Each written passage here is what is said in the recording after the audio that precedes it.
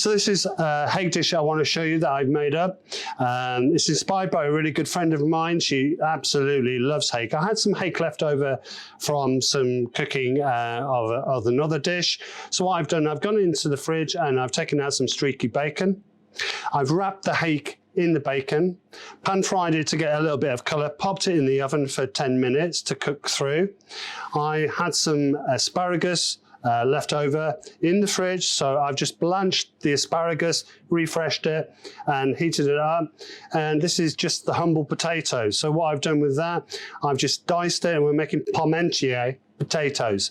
So I've cooked them, par-cooked them, and then just finished them in the oven, sprinkled with a bit of rosemary and a tiny, tiny little bit of sea salt. So I'm just going to put this dish together.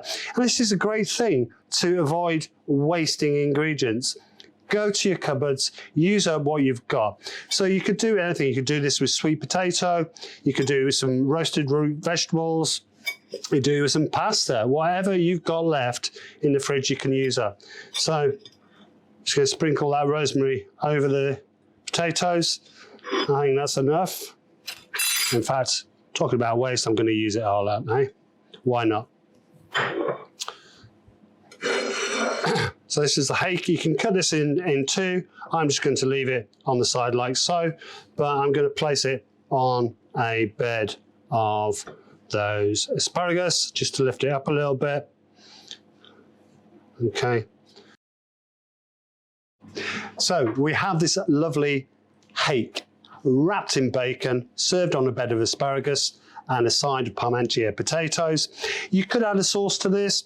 You could do a nice reduction creme fraiche sauce, so you get some stock. Just heat that gently in a pan, add some creme fraiche to it, reduce it, add a little bit of rosemary, and then just serve that on the side, or just mask it with the rosemary and creme fraiche sauce, just to add a little bit of moistness to the dish.